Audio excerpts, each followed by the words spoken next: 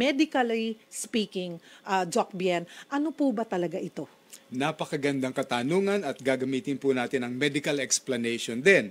So with your permission, Ms. Cheryl, meron akong mga slides para medyo pumasok talaga sa inyong kaisipan. Okay, panoorin natin itong slide number 1. Ano ang stress? Kaunti lamang po ito. Ayan, no? Ito ay feeling. Pakiramdam ito na ikaw ay na-overwhelm. Lampas na sa kakayanan mo at hindi ka na maka-cope up. Yan ang stress. Okay, so naunawaan niyo po yan. So may mga tao, kamukha ng nabanggit kanina Ms. Cheryl, malalaki na yung problema nila pero hindi sila na-overwhelm eh. May mga iba naman, maliit lang yung problema, parang akala mo pinagsakluban na sila ng langit. And that's normal, that's okay. Ano po, wag natin ikumpara din, baka isa din sa source ng stress nyo ay kinukumpara nyo kasi yung sarili nyo. How come, kunwari si Doc Bien, kaya niyang maka-cope with the situation easily compared to me. So, ang titingnan ko, bakit siya parang, di ba, yung ang dali-dali sisiw na sisiw sa'yo. Pero ako hirap na hirap. Iba-iba po tayo. Iba-iba ang klase ng tao. Pero ano ba, Doc Bien, yung kadalasang dahilan o sanhi ng stress ng isang tao? Meron tayong slide number 2 dyan. Tingnan natin po ito. No? Ano ang nagpapa-stress sa atin? And this is common for everyone. Ano? Tingnan natin itong ating picture number 2 direct. Ha? Sa alauna, tingnan muna natin yung bandang alauna, sabay alauna. Sa kanan yan. Ngayon, bago na. Yung kulay puti. Puti. Social media, yung nabanggit natin sa mga kabataan, common na ito eh. So, next sa bandang alas 3, ito. Sa mag-aasawa, yung pagdidiborsyo, paghihiwalay. Sa alas 4, makikita nyo yung paglipat ng bahay o ng lugar. Yung sa alas 6, yung bagong trabaho, adjust ka. Sa kabataan, yung pagpapalit ng eskwela, nawalan ka ng trabaho, o kaya may nawala sa iyong buhay. Magulang mo, mahal mo sa buhay, yun yung bereavement. These are the most common things that causes stress in a person. Okay. Yan. Pero paano naman masasabi na stress ka at kailangan mo na itong pagtuunan ng pansin? Kapag may mga senyales ka na. Yan, napakahalaga. So, baka hindi nyo napupuna, pero napupuna na ng iba sa inyo. Alam mo ang mga senyales na ito? Direct ipakita natin ang picture number 3, please. Ayan. Gumawa po tayo kasi ng cartoon character dito, no? Sa picture number 3, makikita nyo, sa bandang alas 3, muli, shallow yung breathing, yung hirap ka ng huminga.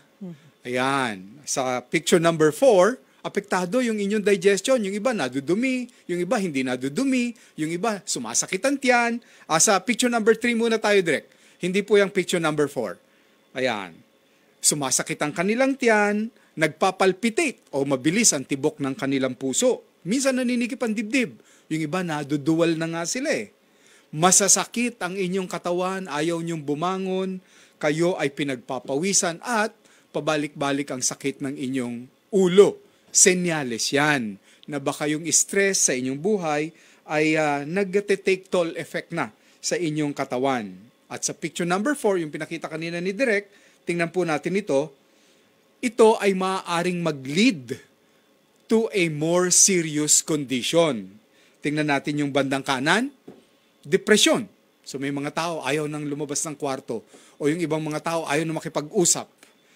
Sa ilalim, pagiging malulungkutin, parang lahat na lang masaya siya, hindi masaya sa buhay niya. May tawag doon Scientifically, ang tawag doon, anhedonia. Wala kang ikinaliligaya. Next, panic attack. Ito yung sinasabi ni Michelle kanina, na parang ninenervyos-nervyos ka na ang nagiging resulta, nagiging anxious, o parang lahat na lang ng bagay ikinatatakot mo. Yan ang mga senyales na ngayon ng stress sa isang tao. And kailangan nyo pong i-recognize or i-acknowledge. Ako nung una kasi, Doc, di ko naiintindihan. Bigla na lang ako yung sinabi mo kaninang kinakabahan ka, nagpapalpitate ka. Bigla na lang. And the more I panic, parang what's happening? Umabot ako sa punto na talagang naikot ko yata lahat ng emergency ng ng ER sa mga iba't ibang ospital. Kasi bigla na lang umaatake. Tapos na-anxious na ako. Tapos so hanggang naintindihan ko siya. Ito ang pinagdadaanan ko. So nung mga sumunod na nag-a-attack ako, alam ko na how to handle myself. That's good. Oo. Alam mo, marami na ako nakitang ganyan. Nung ako nasa UST, emergency room, at Makati Medical Center, 2:00, magpapa-BP yan. Pauwiin ko na. 3:00, babalik, magpapa-BP ulit. Totoo. Nangyari sa akin yan. Di ba? But Because nga, kinilala ko. at you had acceptance. Yun ang mahalaga dun yung acceptance that you can live with it. Yun ang mahalaga dun. But if you do not accept it, pwede palang lumabas ito bilang physical na karamdaman. Ano-anong health complications ang posibleng idulot po ng unstable na mental health? Ito, ang napakahalagang picture po natin na picture number 5 na I hope maunawaan po ninyo. Babalik na rin ko ang relo at magsisimula ako 12:00 papunta ng 1:00. So tingnan ninyo yung 12:00. Sipunin ka, hindi ka nagtataka. Colds and flu. Oo. Bakit? 11:00. Asthma. Inaatake ka ng hika. Pwede kang magkaroon ng alta presyon at mauwi sa heart disease. Sasakit yung tiyan mo at magkakaroon ka ng ulcer. Tapos, pwede kang magkaroon ng problema ng post-traumatic stress disorder. Ibig sabihin yung lahat na lang ng bagay pinoproblema mo. Lalabas yan sa balat mo bilang eczema, urticaria, hives. Diba? Ayan, parang Tapos, ako lang. madedepress ka. At ito nakagulat yung 1:00. Cancer. Pwede siyang bumukol. Pwede siyang maging cancer. Pwede siyang maging cancer. You know why? Dahil yung cellula natin ay magkakaroon ng abnormal na metabolismo. Magkakaroon siya ng acidity inside. And cancer loves acidic environment. Oh. Kaya kailangan hindi tayo acidic. Hindi lang sa tiyan, all over in our body. Biglang yun yung naisip ko. Parang gusto kong magpa-test niya. Well, mga kapatid, again, yan po ang naidudulot sa ating physical na kalusugan, yung hindi healthy na mental health. Yung sinabi nga, yung lagi kang sakitin. Konting nagkakaroon ka ng colds and flu.